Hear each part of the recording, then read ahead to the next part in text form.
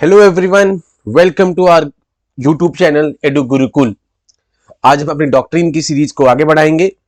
After covering 3 doctrines, today I have come up with another doctrine, that is doctrine of severability, जिसका दूसरा नाम है doctrine of सेपरेटेबिलिटी। ठीक है, सेपरेट करना यहां पर। अब यहां पर इस डॉक्ट्रिन को डिस्कशन से पहले मैं अगर आपको कहूं, अगर आप सब न्यूज़पेपर को लगातार यहां पर फॉलो कर रहे हैं तो अभी रिसेंटली कोऑपरेटिव सोसाइटीज का एक केस आया था जिसमें ये डॉक्ट्रिन यूज भी हुई है, तो उसको भी हम आज डिस्कस करेंगे कि किस तरीके से ये करंट अफेयर में था, एंड उसके साथ सो दैट आप इसको कोरिलेट कर सकें कि करंट अफेयर में इस पार्ट को कैसे आपने यहां पर कनेक्ट करना है। नाउ सबसे पहले इससे आपको पता हो कि आर्टिकल 13 क्या कहता है। आर्टिकल 13 कहता है कि कोई भी लॉ जो कि कॉन्ट्रावीन कर रहा है to the fundamental rights will be declared null and void. आप सबको पता है आर्टिकल 13 का, if any of the law enforced in India are inconsistent with the provision of the fundamental right will be declared null and void. This is article number 13।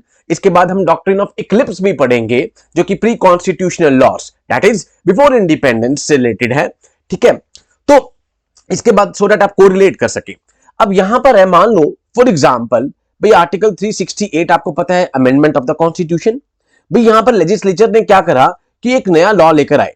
ठीक है, मान लेते हैं ये एक नया लॉ लेकर आए, उसमें मान लेते हैं 1 से लेकर 8 तक 8 अलग अलग सेक्शन थी, एंड मान लेते हैं कि इसमें से 2 सेक्शन इसमें से section number 3 and section number 4 इसमें जो थी वो इनकंसिस्टेंट थी विद द फंडामेंटल राइट। भाई ये 3 और 4 के अलावा जो बाकी लॉ था वो तो फंडामेंटल राइट के साथ इनकन्फर्मिटी था, बट 2 सेक्शंस ऐसी थी जो कि इनकन्फर्मिटी में थी फंडामेंटल राइट से। तो यहां पर ये कहा गया सेपरेटेबिलिटी, मतलब कि क्या करो आप, जो ये 2 सेक्शंस हैं, सेक्शन 3 और सेक्शन 4 जो मैंने लिखी हैं, आप इनको क्या करो, यहां पर नल और वॉइड डिक्लेयर कर दो, बट पूरे के पूरे स्टैट्यूट को, पूरे के पूरे लॉ को आप अनकॉन्स्टिट्यूशनल डिक्लेयर ना करो। एंड अब सर आपके मन में एक सवाल आ रहा होगा कि सर अगर ये 3 और 4 को हटाने से यहां पर ऐसा होता है कि पूरा का पूरा लॉ ही यहां पर इनवैलिड यहां पर हो रहा है, कि ये एक दूसरे के ऊपर डिपेंडेंट है, तो क्वाइट ऑब्वियस है पूरे के पूरे लॉ को ही यहां पर अनकॉन्स्टिट्यूशनल डिक्लेयर कर दिया जाएगा। So the whole law act would not be held invalid. भाई पूरा का पूरा आप इनवैलिड ना करो, but only provisions which are inconsistent with the fundamental rights will be declared null and void. That is called doctrine of severability. So rather than declaring the whole law, आप कुछ part को कर दो। Now the fundamental rights are the inherent rights which guarantees to every citizen, quite obvious है, सभी की dignified life के लिए, पर्सनल डेवलपमेंट के लिए कुछ फंडामेंटल राइट्स हैं जो कि सरकार आपको किसी तरीके से नहीं छीन सकती। इसलिए आप सबने पॉलिटी में पढ़ा भी होगा कि फंडामेंटल राइट्स को नेगेटिव इन नेचर कहा गया है। नेगेटिव इन नेचर इसलिए कि स्टेट आपसे ये नहीं छीन सकती। ऑन द अदर हैंड जो डीपीएसपीज हैं वो पॉजिटिव हैं, बिकॉज यहां पर इंप्लीमेंट करते हुए, लॉ बनाते हुए डीपीएसपीज को यहां पर ध्यान में रखना पड़ेगा स्टेट को। नाउ क्वाइट ऑब्वियस एक जुडिशियल रिव्यू को ओपन अप और कर रहा है। अब इसको मैं आपको रीसेंट कोऑपरेटिव सोसाइटी से कोरिलेट करके बताता हूं। आपने अभी रिसेंटली लास्ट ईयर देखा होगा कि कोऑपरेटिव सोसाइटी के न्यू मिनिस्टर बने हैं mister Amit Shah ji, who is already a home minister of India. इससे पहले कोऑपरेटिव सोसाइटी की कोई मिनिस्ट्री नहीं थी, एंड इस पे रिलेटेड कोई भी एक सेपरेट मिनिस्टर नहीं था। नाउ अब हमने पहले लास्ट अपने सेशन में ये भी पढ़ा था कि we have a state list, we have a union list, we have a concurrent list. हमारे पास 3 तरीके की लिस्ट आती थी, हमने पढ़ा था। यूनियन लिस्ट जिसके ऊपर यूनियन गवर्नमेंट ही लेजिस्लेट कर सकती है, स्टेट लिस्ट जिसके ऊपर स्टेट ही कर सकती है, कंकरेंट जिसके ऊपर यूनियन और स्टेट दोनों की दोनों कर सकती हैं।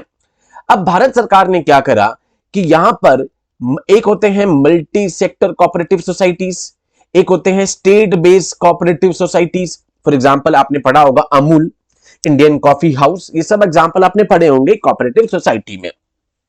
अब यहां पर सरकार क्या करती है कि कॉन्स्टिट्यूशनल अमेंडमेंट कर देती है, एंड वो इसको यहां पर गेजेट में लेकर आ जाती है। बट अब सबने आर्टिकल 368 को अगर आप सबने पढ़ा हो तो आर्टिकल 368 कहता है कि कॉन्स्टिट्यूशन 2 तरीके से यहां पर अमेंडमेंट हुआ। Number 1 by special majority, number 2 special majority plus ratification of half of the states. If a particular law is affecting the federal character of the constitution, it must be ratified by half of the states. अब ये सवाल उठा, अब last year जब इस पर review रखा गया तो कहा गया in a major boost for federalism Supreme Court struck down some parts which shrank the exclusive authority of state over its cooperative society. भाई सरकार ने क्या करा कि यहां पर पास कर दिया, बट स्टेट से पूछा ही नहीं, हाफ ऑफ द स्टेट से पूछा ही नहीं गया, एंड इस कोऑपरेटिव सोसाइटी को आर्टिकल 19 में भी ऐड कर दिया गया। आपने देखा फंडामेंटल राइट में भी ऐड हुए। उसके बाद हम देखते हैं कि पार्ट 9B भी ऐड हो गया। उसके बाद हम देखते हैं आर्टिकल 43B भी ऐड हुआ। तो 3 जगहों पर अमेंडमेंट कर दिया गया, यहां पर चेंज कर दिया गया।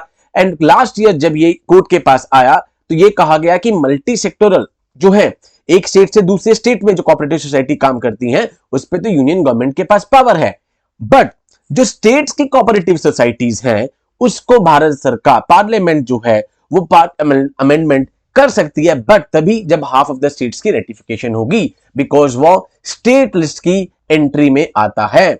तो यहां पर क्वाइट ऑब्वियस है federal character of the constitution को यहां पर इफेक्ट किया गया। हम सबने बेसिक स्ट्रक्चर भी पढ़ा था, ठीक है। तो जैसे ही यहां पर इसको किया गया तो यहां पर सुप्रीम कोर्ट जुडिशरी ने कहा कि हम पूरे के पूरे लॉ को यहां पर कैंसिल आउट नहीं कर रहे हैं, हम खाली वो पार्ट जहां पे अपने स्टेट गवर्नमेंट से उनकी पावर छीनी गई है, जहां पर स्टेट्स के पास एक्सक्लूसिव पावर थी कि स्टेट्स की कोऑपरेटिव सोसाइटी के लिए वही लॉ बनाएंगे, उस पे यूनियन गवर्नमेंट लेजिस्लेट नहीं कर सकती है, और अगर कर सकती है तो विदाउट रेटिफिकेशन वो नहीं कर सकती। डन। सो इस मेजर केस में उसने यही डॉक्ट्रिन ऑफ सेवरेबिलिटी यूज किया गया एंड कुछ पार्ट को सेपरेट कर दिया गया।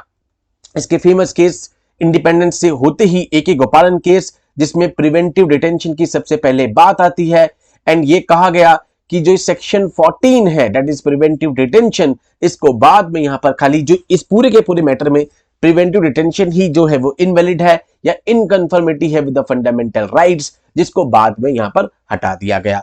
उसके बाद state of Bombay versus Balsara case आया, जिसमें यहां पर अगेन यहां पर 8 सेक्शंस, कुछ 8 सेक्शन थे उनको हटा दिया गया जो कि फंडामेंटल राइट को वायलेट कर रहे थे। क्लियर। आपने पूरे के पूरे लॉ को नहीं हटाया, खाली उसी पार्ट को हटाया जो कि फंडामेंटल राइट को वायलेट कर रहा है। डन। एंड इसका जीता जाता और लेटेस्ट एग्जांपल कोऑपरेटिव सोसाइटी तो हमने कर ही लिया, आपको एक और केस बताता हूं जो आपने इंडियन पॉलिटी में पढ़ा भी होगा, that is the Kihoto case. Kihoto case जो कि 10th शेड्यूल से डील करता है, जिसको 52nd अमेंडमेंट 1985 से ऐड किया गया था, एंटी डिफेक्शन लॉ। तो यहां पर एक सेक्शन आती है दैट इज सेक्शन नंबर 7, जिसपे कि जुडिशियल रिव्यू को ही छीन लिया जाता है। भाई स्पीकर डिसाइड करता है, स्पीकर ही, और वहां से चेयरमैन एंटी डिफेक्शन के लिए। क्वाइट ऑब्वियस है, ये कहा गया कि बाकी सेक्शन 6 बिल्कुल ठीक है, बट आप जुडिशियल रिव्यू ही नहीं छीन सकते हमसे, जो कि मिनर्वा मिल केस में ऑलरेडी कह चुके हैं वो कि judicial review is itself is a basic structure. तो now the anti-defection cases all are open to the judicial review. तो आप जुडिशियल रिव्यू को नहीं छीन सकते। तो सेम इस किलहोतो केस में 6 सेक्शंस को रखा गया, बट 7वीं को जो कि यहां पर फंडामेंटल राइट या फिर जिसके बिना यहां पर बाकी केस वैलिड था बट ये एक लौता सेक्शन इनवैलिड था, उसको हटा दिया गया और जुडिशियल रिव्यू को रखा गया। So this is how you use the doctrine of severability. That means आप पूरे के पूरे स्टैट्यूट को कैंसिल नहीं करेंगे, खाली वो पार्ट जो फंडामेंटल राइट को वायलेट कर रहा है खाली उसी को हटाएंगे, सो दैट उसको आप चेंज कर सको। एंड अगर ऐसा लगता है कि उसके हटाने से invalid part and the valid part are so closely connected to each other कि वो हटने से पूरा लॉ ही मीनिंगलेस हो जाएगा, तो जुडिशरी पूरे के पूरे लॉ को ही इनवैलिड डिक्लेयर कर सकती है एंड कर देती है। सो विद दीज वर्ड्स हमारा डॉक्ट्रिन ऑफ एक जो सेवरेबिलिटी है वो खत्म होता है, एंड इसके बाद हम अगला डॉक्ट्रिन ऑफ इक्लिप्स डिस्कस करेंगे, सो दैट आप एक कोरिलेट कर पाओ सेवरेबिलिटी और इक्लिप्स के डॉक्ट्रिन्स के बाद।